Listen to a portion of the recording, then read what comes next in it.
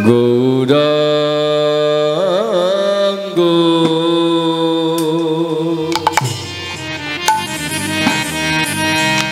বলিতে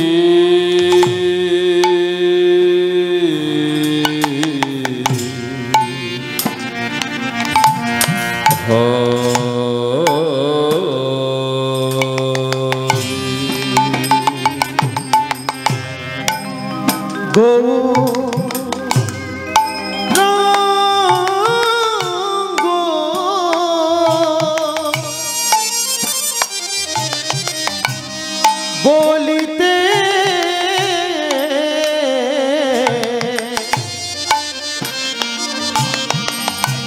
হবে আমাদের পুলক পুলক পুলক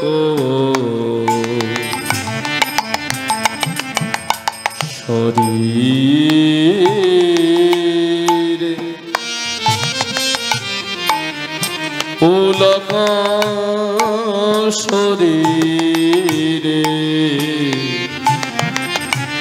পুলক শরীরে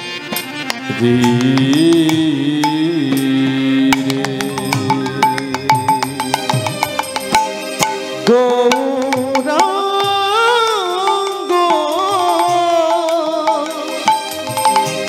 বলিতে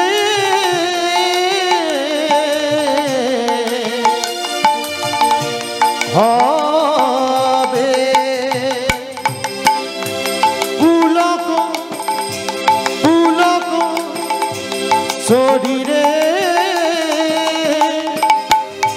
পুলক শরীরে পুলক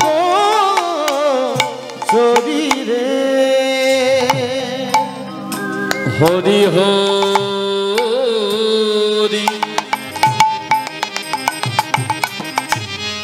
বলিতে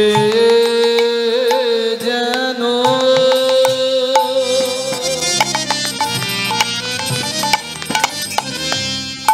আমাদের নয়ন ঝরে নীরে ঝরে নীরে ঝরে নীরে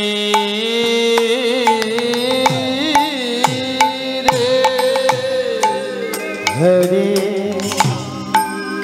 হরি বলি বলিতে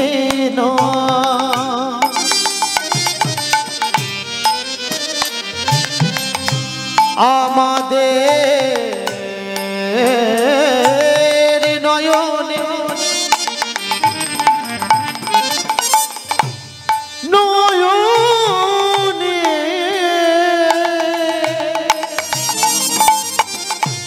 নয়নে বহে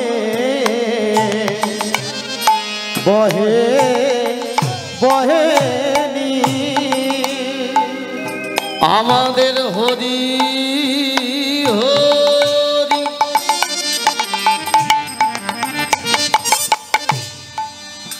বলিতে যেন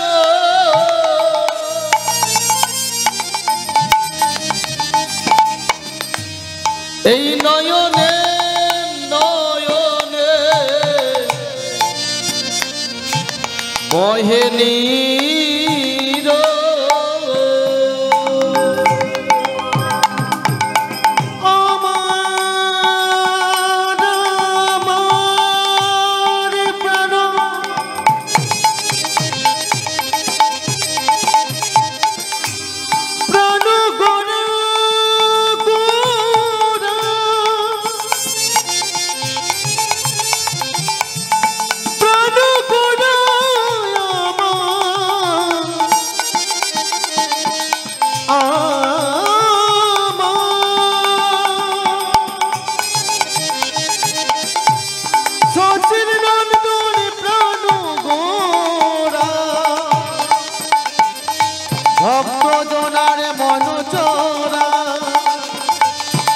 গড়ার কথা বলিতে গিয়ে কেন নয়নে ঝরে।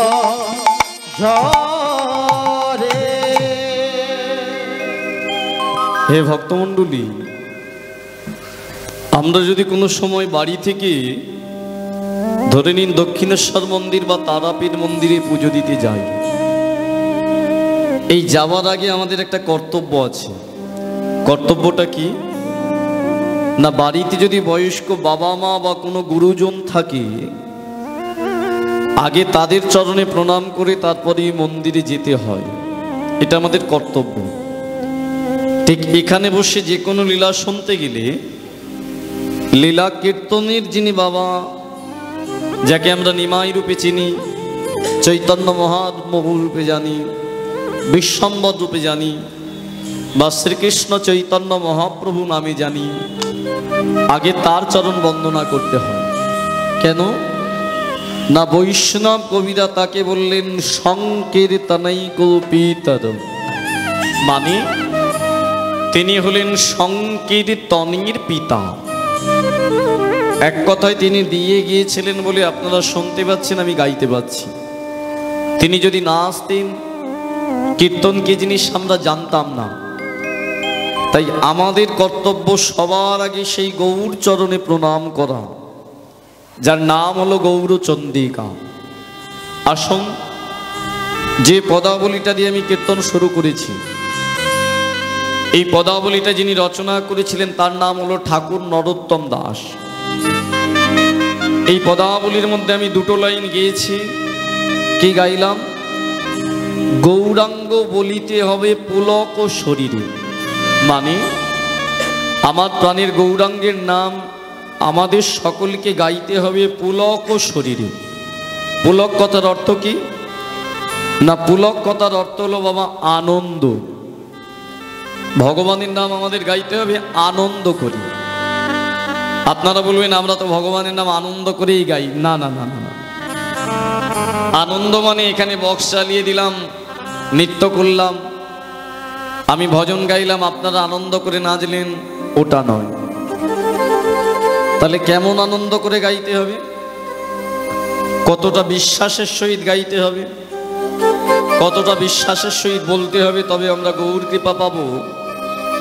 একটা ছোট্ট একটু উদাহরণ দিই। আমি আগেই বলেছি পরিবেশটা তৈরি করার দায়িত্ব কিন্তু আপনাদের। ওই যায় যায় যদি গল্প করেন যে দুপুরবেলা তোর রান্না ভালো হয়েছে, আমার রান্না খারাপ হয়েছে, তাহলে আমি কেন, আমার বাবাও পারবে না ভালো করে। চেষ্টা করতে হবে, দায়িত্বটা আপনাদের। প্রত্যেককে সুন্দর লাগছে, শাড়ির কাপড়ও ভালো, ম্যাচও হয়েছে, মেকআপও ভালো হয়েছে, আর কিচ্ছু বলার দরকার নেই, শুধু বসে শুনুন। যায়নি তাই ভর দুপুরবেলাতে একটা 5 বছরের ছেলে উঠানে খেলা করছে, আর তার মা দালানেতে রান্না করছে। ঠিক ওই ছেলেটা খেলা করতে করতে উঠান থেকে এসে মায়ের কাছে এসে মায়ের কোমরটা জড়িয়ে ধরেছে। মা, ও মা, এই কি হয়েছে রে খোকা? ও মা, মা দেখো না আমার খুব জোরে না খিদে পেয়েছে। জানি বাবা, অনেকক্ষণ আগে তোকে খাইয়েছিলাম, দাঁড়া বাবা, আর একটুখানি রান্নাটা বাকি, একটু পরেই তোকে আমি খেতে দিচ্ছি। যা বাবা একটুখানি খেলে নে, শোনা বাবা আমার, যা আমি রান্নাটা করি। ছেলেটা চলে গেল খেলতে, মা চলে গেল রান্না করতে। ছেলেটা কে জানেন? ছেলেটার নাম ছিল বাবা কৃষ্ণ দাস, আর মাটার নাম হলো মালিনী দেবী। এই মালিনী দেবীর স্বামীর নাম ছিল শিবাস পণ্ডিত। যে শিবাস পণ্ডিতের ঘরে চৈতন্য মহাপ্রভু প্রতিদিন রাত্রিবেলা কীর্তন করতেন, সেই শিবাসের স্ত্রীর নাম মালিনী দেবী। দুপুরবেলা একটুখানি পরেই রান্নাটা যখন হয়ে গেছে, একটা থালায় করে খাবারটা বেড়ে নিয়ে এসে, একটা থালায় করে খাবারটা বেড়ে নিয়ে এসে, যা যা যা যা, ছেলেটা আমার ঘুমিয়ে পড়লো। মালিনী দেবী এসে দেখলে উঠানে শুয়ে আছে ছোট্ট কৃষ্ণদাস। যা যা, একটু দেরি হয়ে গেল বলে ছেলেটা আমার, এই খোকা চলে আয় বাবা, আয় আয় আয়, রান্না হয়ে গেছে তোর জন্য খাবার তৈরি, আয় আয়। আরে এই খোকা কি ঘুমাচ্ছিস না, আয় না রে বাবা, আয় না। দেখি ছেলেটা আমার ডাকে সাড়া দিচ্ছে না কেন, তবে মনে হয় রাগ করে শুয়ে আছে। খাবারের থালাটা উঠানে রেখে ওই দালানে রেখে উঠানে নেমে গিয়ে ছেলেটার কাছে নত জানু, কি আমার ছেলেটার হাতটা তো ঠান্ডা ঠান্ডা কেন, পাগুলো তো ঠান্ডা। খোকা, এই খোকা, খোকা ওঠ, খাবার তৈরি হয়ে গেছে, আর রাগ করে থাকিস না, সোনা বাবা আমার ওঠ। এই খোকা, খোকা, এই খোকা, স্বামী, স্বামী একবার তাড়াতাড়ি বাইরে আসুন তো। শ্রীবাস পণ্ডিত বাইরে বেরিয়ে এসেছে। কি হয়েছে মালিনী? দেখো না আমাদের ছেলেটা না একটু আগে খাবার জন্য আমার কাছে কাঁদছিল, আমি ওকে একটু অপেক্ষা করতে বলেছি, আর আর এসে দেখছি ছেলেটা সাড়া দিচ্ছে না। কি হয়েছে বলো তো? নিশ্চয়ই আমার খাবারটা দেরি হয়েছে বলে না ও আমার প্রতি রাগ করেছে। স্বামী তুমি একবার ডেকে দেখো। শ্রীবাস পণ্ডিত বলে ঠিক আছে মালিনী তুমি সরে যাও, আমি দেখছি খোকার আমাদের কি হয়েছে। মালিনী দেবীকে সরিয়ে দিয়ে শ্রীবাস পণ্ডিত ওখানটায় বসে খোকা খোকা বলে ডাকতে ডাকতে যেই হাতটা, দেখি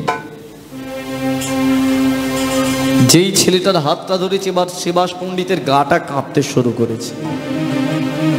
নয়নের কোণগুলো যেন কেমন একটা রক্তবর্ণ হয়ে গেল। থরথর করে যখন কাঁদতে, কি হলো স্বামী? আপনি এরম ডাক বন্ধ করে দিয়ে কেমন যেন, কি হয়েছে এরম কাঁপছেন কেন? স্বামী কি হলো?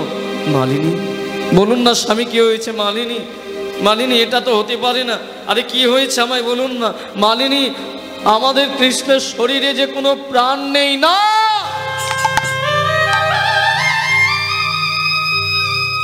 এ আপনি কি বলছেন? এই খোকা, খোকা, এই খোকা তোর বাবা কি বলছে? খোকা একবার সাড়া দে না। এই খোকা কি হয়েছে? খোকা, খোকা আমাকে একবার সাড়া দে না। খোকা, খোকা রে,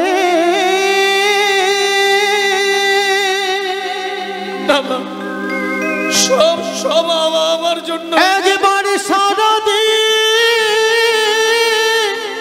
খোকা রে, সব কিছু আমার জন্য। স্বামী, স্বামী আমি মনে হয় খাবারটা দিতে দেরি করেছে বলে ছেলেটা খিদের জ্বালা সহ্য করতে পারেনি, তাই এমন। কিন্তু স্বামী আমি আমার ছেলেটাকে মেরে ফেললাম। খোকা, মালিনী এত চিৎকার করে কাঁদছো কেন? এত চিৎকার কর, কি বলছেন স্বামী? চিৎকার করছি মানে? আপনি তো বললেন আমাদের কৃষ্ণের শরীরে কোনো প্রাণ নেই, আমি তোর মা, আমি কাঁদবো না? আমার জন্যই তো ছেলেটা মরেছে। না তুমি কাঁদবে না, আমি বলছি তুমি কাঁদবে না। স্বামী আপনি কি পাগলের প্রলাপ করছেন নাকি? আমার ছেলে মারা গেছে, আমি কাঁদব? কাঁদবে না কেন স্বামী? শোনো মালিনী, সবে মাত্র দুপুর, এই দুপুরের পরে সন্ধ্যা, সন্ধ্যার পরে রাত্রি, তাতে কি হয়েছে স্বামী বলো না আমাকে।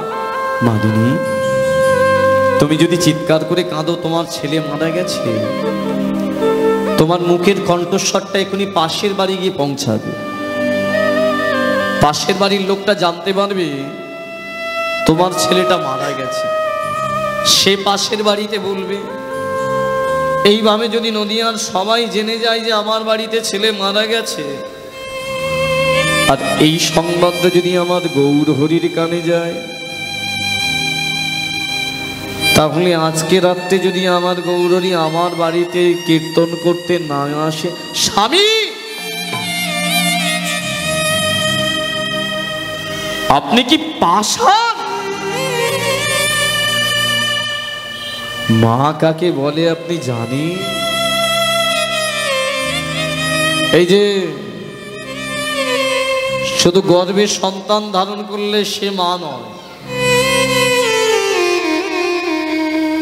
প্রকৃত মা তো তাকে বলে মায়ের মৃত্যুর পরে যখন ওই মায়ের দেহটাকে শ্মশানে নিয়ে যাওয়া হয় না, একটা চিতা সাজিয়ে যখন মায়ের দেহটা তোলা হয়,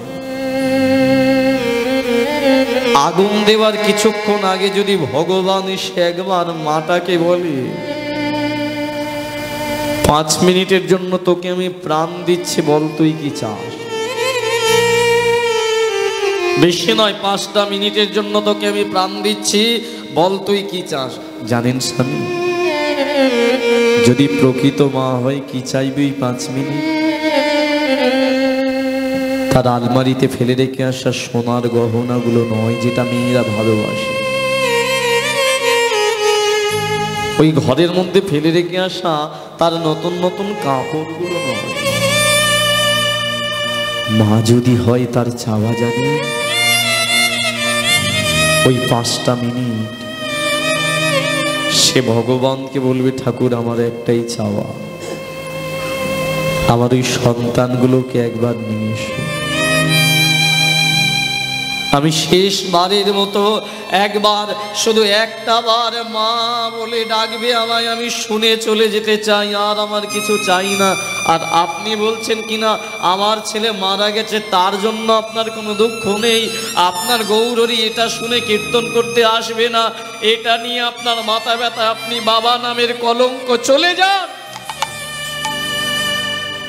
শ্রীবাস পণ্ডিত মালিনীকে গিয়ে জড়ায় ধরেছে, শোনো মালিনী, আমি এমনি বলিনি, শোনো, পাথরে যদি কেউ ফুল ফোটাতে পারে সেটা একমাত্র ভগবান, বোবাকে যদি কেউ কথা বলাতে পারে সেটা একমাত্র ভগবান,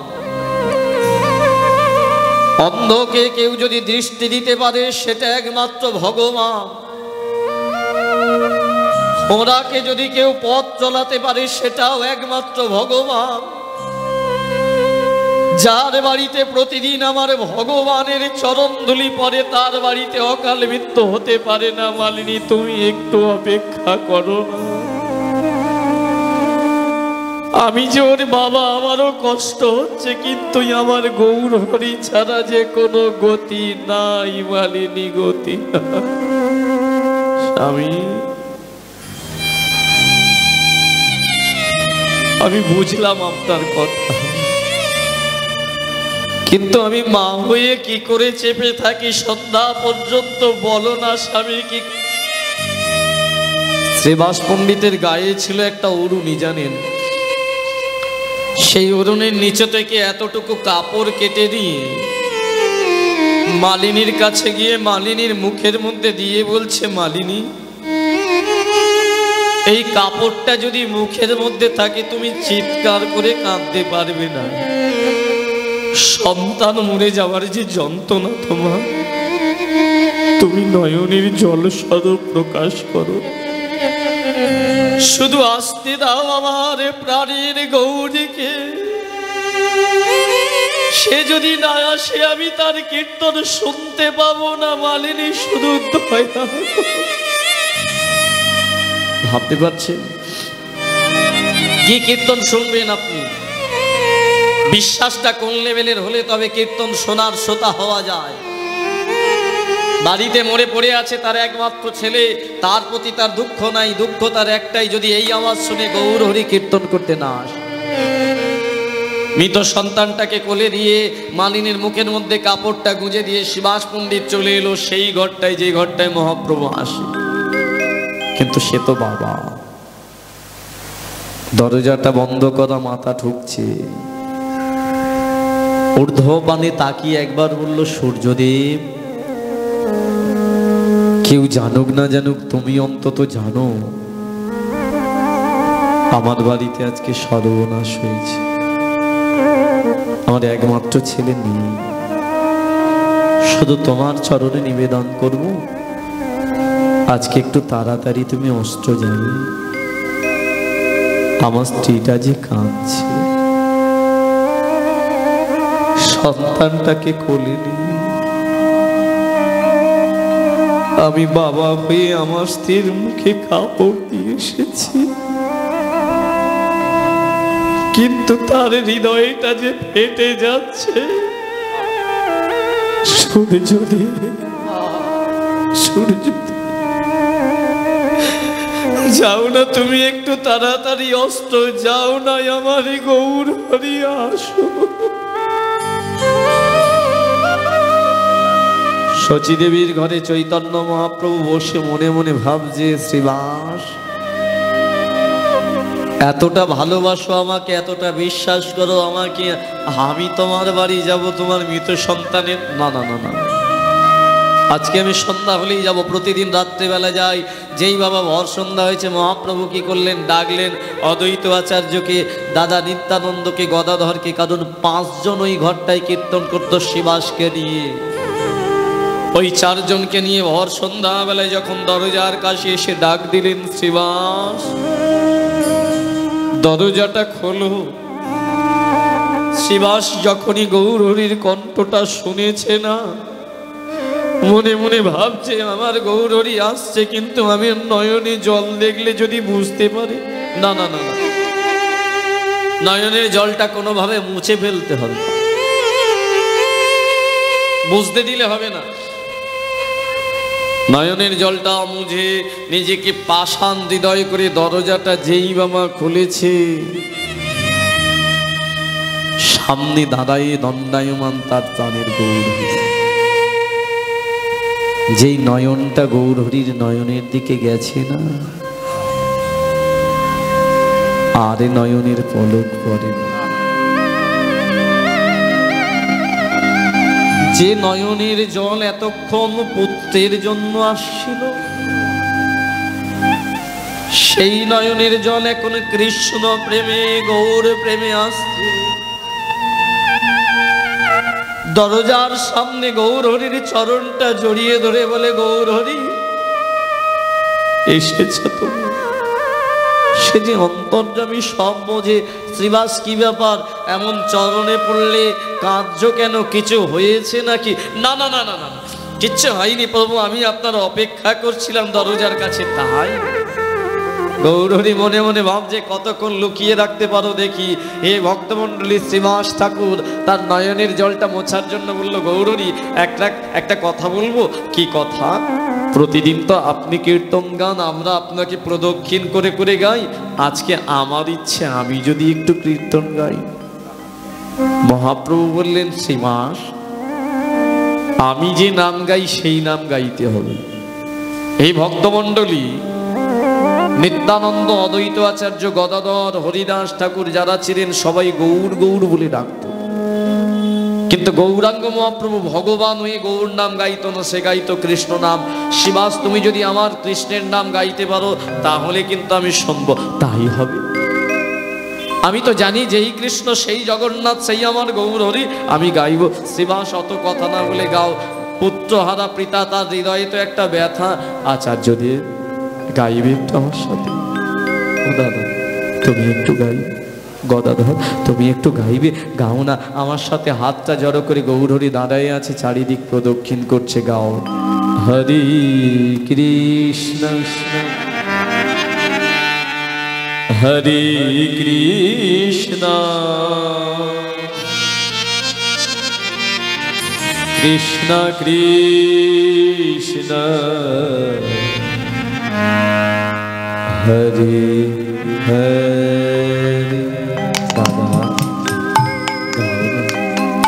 হরে রাম, ও গদাধর গাও না। হরে রাম, রাম রাম, হরে হরে, হরে কৃষ্ণ হরে কৃষ্ণ কৃষ্ণ কৃষ্ণ হরে হরে। গাও না গো তোমরা, একটু গাও না হরে আমার সাথে। রাম